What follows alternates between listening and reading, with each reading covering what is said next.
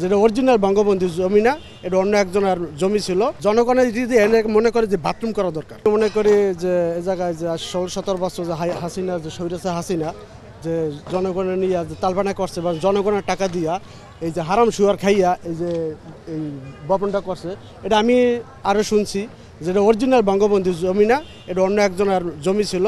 বঙ্গবন্ধুর বলছিল যে বঙ্গবন্ধু জোর করে এই বাড়িটা করছে। বঙ্গবন্ধু বলছে যে আমি আজ হোক কাল হোক আমার নাতি হোক পুতি হোক এই জমিটা আমার জমি আমি পাবো। তা আল্লাহ পাক রব্বুল আলামিন তাকে করছে, তার জমিটা পাইছে। এখন যে অবস্থা আছে, এখন আমি মনে করি যে জনগণের যদি এনে মনে করে যে বাথরুম করা দরকার।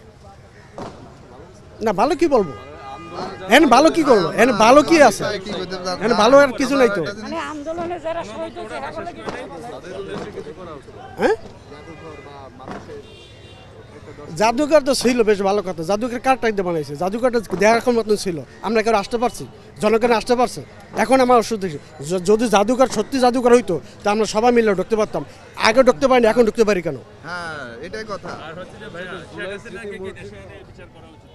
শুধু বিষয় না, যেভাবে শাখা চৌধুরী এবং দেলা হোসেন সাইদিরকে পরিকল্পনাভাবে এবং নাসিরুদ্দিন পিন্টু লালবাগের তাকে যেভাবে বিএনপি নাম দিয়েছে, আসলে বিএনপি অনেক ভালো। আওয়ামী লীগ আছে 1 নম্বর কার হারামজাদা। দেলার হোসেন সাইদি আমার উস্তাদ, আমি ওনার স্টুডেন্ট। আমার উস্তাদে 30 বছর আগে ভবিষ্যৎবাণী করছে মামা বাড়ি দিল্লি কাইতি ফরবা সিত্তি আড়াই তাইতানো। আমি যা কই ভাই ওপেন চোখ, আমার উস্তাদের বাতিনি চোখ, আমার বাতিনি বুতিনি কিছু নাই মাগার, আমার যা আছে ওপেন। কোন হারামজাদা কি করে আমি নামাজে টের পাই, আমি ওই ক্যারেক্টারের লোক। আমি আল্লাহ রাসূল সাল্লাল্লাহু আলাইহি ওয়াসাল্লাম আমার ছোটবেলায় সিদ্ধাতুল মুনতাহা নিছিল, আমি সিদ্ধাতুল মুনতাহা যে পড়াশোনা করছি, আবে তবে লোক না। এই আল্লামা শফিউল বাড়ি 20 বছর